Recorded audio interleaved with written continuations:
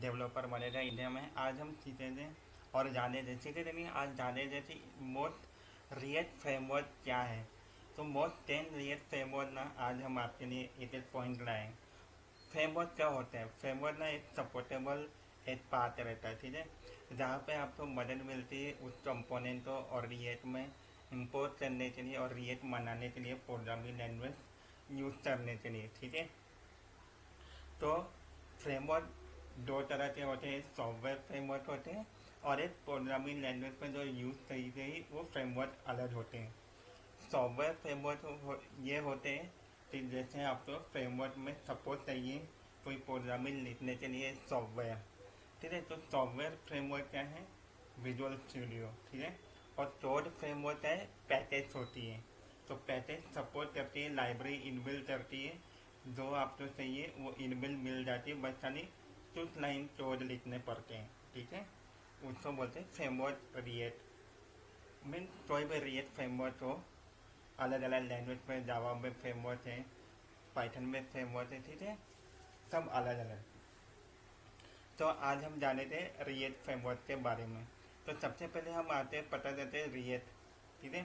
तो रिएक्ट में सिंपली क्या होता है, अगर आप वेबसाइट में जाएंगे और यहाँ पे हम रिएक्ट सर्च करते हैं, ठीक है। रिएक्ट सेलेक्ट नहीं, तो हटा देते हैं हम रिएक्ट। तो रिएक्ट एक क्या है? एक लैंग्वेज है, ठीक है। लैंग्वेज मतलब एक लाइब्रेरी है। रिएक्ट कोई भी लैंग्वेज नहीं है, ठीक है। रिएक्ट एक लाइब्रेरी है जो वेब के लिए यूज़ होती है और एप्लीकेशन के लिए यूज़ होती है, ठीक है। रिएक्ट वेब और react native. React native mobile application और रिएक्ट वेब किसके लिए यूज़ होती है? वेबसाइट बनाने के लिए या एडमिन पेज बनाने के लिए।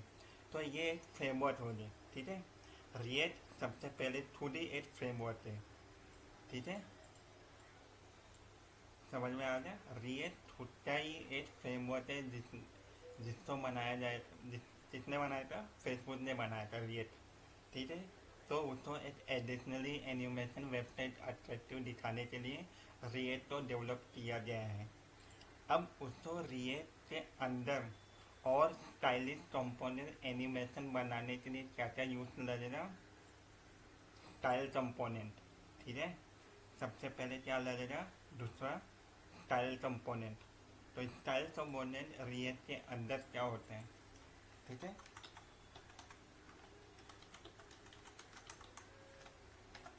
ये रिएक्ट, ठीक है। बेसिकली स्टाइल कंपोनेंट होता है एक टेम्पलेट होता है, स्टाइल होता है, जहाँ पे कंपोनेंट को अंदर रखा जाता है अलग अलग पार्ट में, ठीक है। हमें ये स्टाइल चाहिए, हमें अलग बटन स्टाइल चाहिए, हमें स्क्रॉल व्यू चाहिए, साइड बार चाहिए, कोई भी एनिमेशन वगैरह जो भी हमारे जो डिज़ाइन किया जाए वो सारे स्टाइल एक कंपोनेंट में यूज़ होती है और उसको अलग अलग कंपोनेंट में मैपिंग किया जाता है, ठीक है। तो इसे बोलते हैं स्टाइल कंपोनेंट इन रियल जेस। अब स्टाइल कंपोनेंट में रियल जेस में अलग अलग चीज़ें आपको मिलेगी, जैसे ये हो जाए, आपको एक ये पैकेज यूज़ करना पड़ेगा। कौन सी package? N P M install style component, ठीक है। जो भी हमारे जो वर्जन रहेंगे वो आपको पता चल जाएगा। तो स्टाइल में ये देखिए जो डिज़ाइन करने के लिए रहते हैं आपको, वो सब आपको स्टाइल कंपोनेंट में स्टाइल करने के लिए, जैसे सी एस एस हम अप्लाई करते हैं वैसे एडवांस में रिएक्ट में लाइब्रेरी है, फ्रेमवर्क है, स्टाइल कंपोनेंट, ठीक है। अब नेक्स्ट चलते हैं हम क्या? रीडर, ठीक है। तो रीडर जो है ना हमारा, यहाँ पे रीडर्स आते हैं इन रिएक्ट, ठीक है। अब रीडर्स क्या होते हैं, ठीक है। जो रीडर्स होते हैं वो एक टूल किट होते हैं जहाँ पे कॉन्फ़िगर होते हैं, जो भी हम एप्लीकेशन बनाते हैं या कोई भी हम टूल्स बनाते हैं, जो भी हम डेमोस्ट्रेट यूज करते हैं, ठीक है, वो एक रीडर से टूल किट होते हैं। अब रीडर से यहाँ पे इंस्टॉल करने के लिए आपको सबसे पहले क्या करना पड़ेगा? npm install react reader. हर फ्रेमवर्क को यूज़ करने के लिए आपको क्या करना है? रिएक्ट में npm इंस्टॉल मारना है, ठीक है। npm इंस्टॉल मारे थे उससे आगे आप क्या लेते थे रियल डी एस रीडर। यहाँ पे इंस्टॉल हर पैकेज में आपको यूज़ करना पड़ेगा, ठीक है। तो भाई आपको चाहिए रियल रीडर हो या स्टाइल कंपोनेंट हो या मटेरियल यूआई हो, कोई भी फ्रेमवर्क चाहिए तो आपको पैकेज की तरह इस्तेमाल करना पड़ेगा npm इंस्टॉल करके, ठीक है। तो ये सब सारे इससे यूजेस हैं, जैसे हुट हो जाए, यूज सेलेक्टर हो जाए, कुछ के अंदर यूज सेलेक्टर आते हैं, यूज डिस्पेच आते हैं और डिस्पेच, ये सारे जो यहाँ से यूज हैं वो किस में मिलते हैं, रियल रीडर्स में मिलते हैं, ठीक है।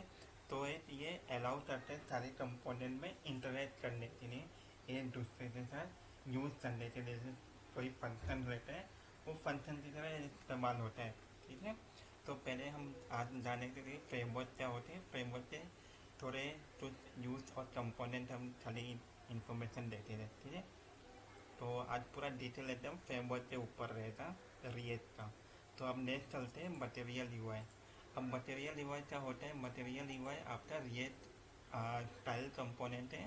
स्टाइल कंपोनेंट का एडवांस होता है। स्टाइल कंपोनेंट हम स्टेप बाय स्टेप लिखते हैं, मतलब जैसे C S S step by step लिखते हैं वैसे क्या कह रहे थे, फिर अगर C S style step by step लेते हैं उससे एडवांस आते हैं बूटस्ट्रैप।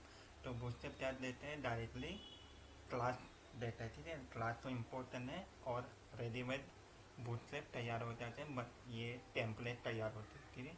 तो वैसे हमारा एडवांस में रियल जेस में क्या आता है, मटेरियल यूआई, ठीक है। तो मटेरियल यूआई में क्या यूज होता है, सब एकदम एडवांस लेवल पे डिज़ाइन टेम्पलेट यहाँ पे यूज़ करने के लिए। यहाँ पे भी आपको टेम्पलेट मिलेंगे सब बूटस्ट्रैप की तरह है, बस खाली npm में यहाँ पे रिएक्ट जेएस में आपको थोड़ा सा अलग स्टेप छोड़ देखने को मिलेगा, ठीक है। तो यहाँ पे भी कंपोनेंट रहेंगे, जहाँ पे बूटस्ट्रैप में भी कंपोनेंट रहते हैं आपको साइड में मिलता है दिखने तो यहाँ पे आपको जाना है और फिर यहाँ पे ये वर्जन यहाँ पे चल रहा है, ठीक है। मटेरियल हुआ है एडवांस पे यहाँ पे, और यहाँ पे आपको पूरा डिजाइन मिलेगा। फिर यहाँ पे आपको इंस्टॉलेशन में आना है और npm ये पूरा आपको इंस्टॉल करना है, ठीक है। तो ये मटेरियल यूआई हो गया।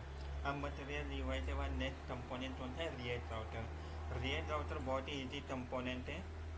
रिएक्ट राउटर में आपको क्या करना है, जहाँ पे भी आप जैसे नेविगेशन बना लेते हैं, ठीक है, टैब होता है, फॉर एग्जांपल जैसे ये नेविगेशन है, शॉपिंग, इमेज वगैरह, ठीक है।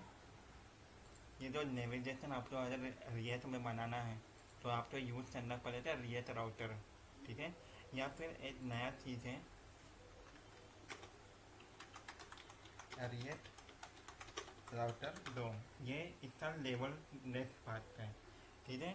ये आपको इनेबल मिल जाएगा, लेकिन आपको रिएक्ट राउटर डोम इनेबल नहीं मिलेगा, आपको यहाँ पे इंस्टॉल करना पड़ेगा जिससे npm इंस्टॉल के लिए, ठीक है। तो ये npm आपको इंस्टॉल करने के लिए यूज़ करना पड़ेगा npm इंस्टॉल, उसके बाद रिएक्ट राउटर डोम या फिर रिएक्ट राउटर, ठीक है। लेकिन स्टार्ट में आप जाएंगे और यहाँ पे आपको सब मिलेगा व्हाट इज न्यू पे क्या है, ठीक है। जैसे यहाँ पे इंस्टॉलेशन का कोई मेथड नहीं है क्योंकि वो इनबिल मिलता है। वैसे अगर आप यहाँ पे जाओगे रिएक्ट राउटर डोम में तो आप यहाँ पे इंस्टॉलेशन पूछेगा, ठीक है। ये है npm, ठीक है, रिएक्ट राउटर डोम, ठीक है। आपको यहाँ पे ये देखो npm इंस्टॉलेशन, ठीक है। अब नेक्स्ट चलते हैं हम यहाँ पे सत्रह यूआई। सत्रह यूआई भी आपका क्या है, सेम मटेरियल यूआई के लिए है, ठीक है। सत्रह यूआई रिएक्ट, ठीक है, सेम जैसे मटेरियल यूआई होते हैं वैसे डिज़ाइन करने के लिए इस सत्रह यूआई भी होते हैं। वेबसाइट को इनबिल्ड बनाते हैं, एकदम अच्छे कंपोनेंट पे यूज़ करते हैं, एनिमेशन का यूज़ होते हैं। और यहाँ पे भी आपने हमेशा कोई भी पैकेज हो या कोई भी फ्रेमवर्क हो आपको npm यूज़ करना ही करना है, ठीक है। तो npm में पहले मैं आपको शॉर्ट में समझा देता हूँ। npm होता है नोड पैकेज मैनेजर, ठीक है। इसका शॉर्ट में फुल फॉर्म है npm, ठीक है, क्या नाम है, नोड पैकेज मैनेजर, ठीक है। तो ये सपोर्ट करता है सारे फ्रेमवर्क के लिए रिएक्ट में, ठीक है। तो यहाँ पे भी आपको सेम मिले थे स्टाइल सिस्टम कंपोनेंट हो गया। कंपोनेंट में आप बटन वगैरह मार्जिन वगैरह जो जो स्टाइल में यूज आप लेवल पे ये स्टाइल करने के लिए हेल्प करता है। ठीक है, एकदम अच्छे तरीके से एनिमेशन वगैरह हो ना, कलरफुल अट्रैक्टिव वेबसाइट बनानी हो, एडमिन पैनल के लिए यूज़ करना हो, तो ये 17 UI रिएक्ट जेएस में फ्रेमवर्क के लिए यूज़ होता है और बहुत ही हेल्पफुल मदद करता है। तो ये बाद में आपका 17 UI हो जाए और कहीं पर भी आपको अगर पैकेज वगैरह इंस्टॉल करना है तो npm यूज़ करना ही करना है। ठीक है, तो npm हो जाए हमारा 17 UI। नेक्स्ट चलते हैं। अब ये जो 3-4 कंपोनेंट हैं, net JS, node JS, Vue JS, vanilla Y JS, ये सारे के सारे एक लाइब्रेरी ये थोड़ी रिएक्ट जेएस से अंदर आते हैं। और रिएक्ट जेएस से अंदर आपको एक अट्रैक्टिव डिज़ाइन करने के लिए, स्मूथली डिज़ाइन करने के लिए आपको एडवांस लेवल पे बनाते हैं। ठीक है, जैसे नेट जेएस, तो नेट जेएस क्या चाहते हैं, ये भी एक लाइब्रेरी है। ठीक है, same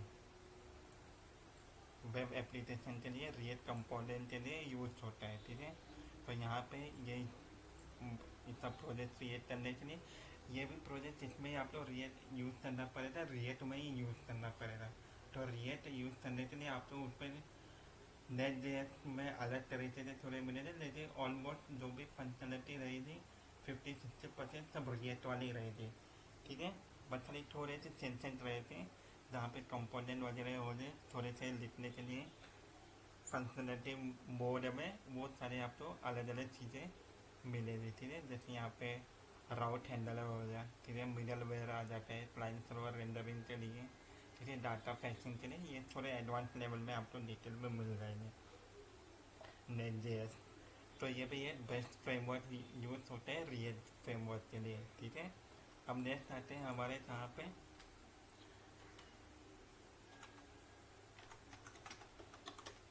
white JS, with JS पे। ठीक है, अब विथ जेएस क्या कहते हैं,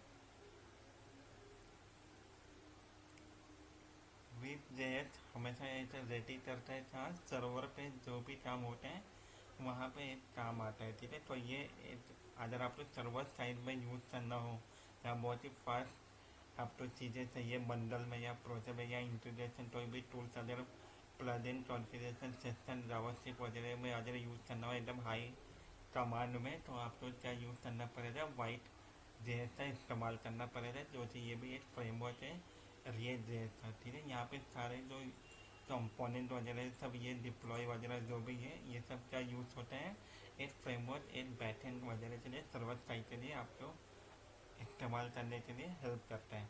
ठीक है, तो आपको अगर ये बनाना हो प्रोजेक्ट तो यहाँ पे आपको क्या करना पड़ेगा, npm रन बिल्ड करना पड़ेगा और फिर टेस्ट करने के लिए run npm run preview check करना पड़ेगा।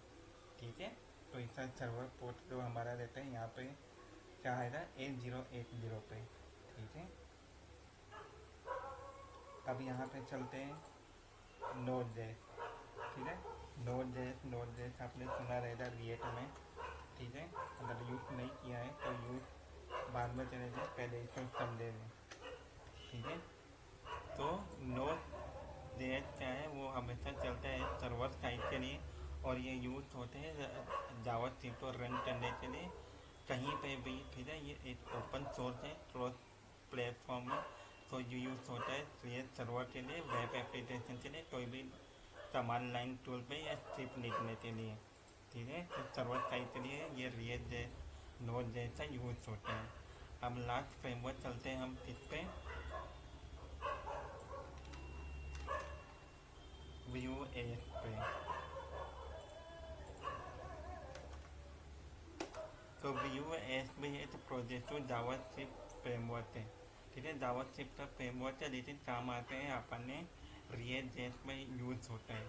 ठीक है, रिएक्ट जेएस में भी ऑलमोस्ट सब यूज़ होते हैं ये इसके फ्रेमवर्क एडवांस लेवल पे, ये सब सारी कंपनियाँ स्पॉन्सर हैं और अलग अलग चीज़ों पे। तो यहाँ पे लेकिन स्टार्ट में देख लेते हैं दो टिप यहाँ पे टू स्टार्ट में। ठीक, देखा npm क्रिएट पे यहाँ पे सब यूज़ होते हैं। तो ये सारे से सारे बेस्ट टॉप 10 फ्रेमवर्क हैं जो मैंने आज आपको बताई ये style component, rating star, material UI वगैरह। तो होप तो ये समझा होगा आप लोगों को यूज़ करने के लिए आसानी से। तो ऑल द बेस्ट एंड इससे यूज़ करिए। आप लोगों को ये सब समझा होगा रिएक्ट जेएस से फ्रेमवर्क क्या है, रिएक्ट है स्टाइल कंपोनेंट है, फिर अपने रीडर्स हो जाए, मटेरियल यूआई हो जाए, स्टाइल कंपोनेंट, फिर रिएक्ट राउटर रोम, रिएक्ट जेएस हो जाए, नेक्स्ट जेएस हो जाए, फिर वाइट जेएस हो जाए। ये सब अलग अलग कंपोनेंट है फ्रेमवर्क यूज़ करने के लिए। तो होप गाइस आप लोगों को ये समझा होगा डिटेल में और अंडरस्टैंडिंग हुई रहेगी कि फ्रेमवर्क अलग होता है सॉफ्टवेयर के लिए और यूज़ करने के लिए कोडिंग में फ्रेमवर्क जो रहते हैं वो अलग यूज़ होता है। तो कन्फ्यूजन मत ना करिएगा, इसे दोबारा वीडियो देखना और ये तो सब्सक्राइब करना और फॉलो करना और कमेंट भी करना और शेयर करना।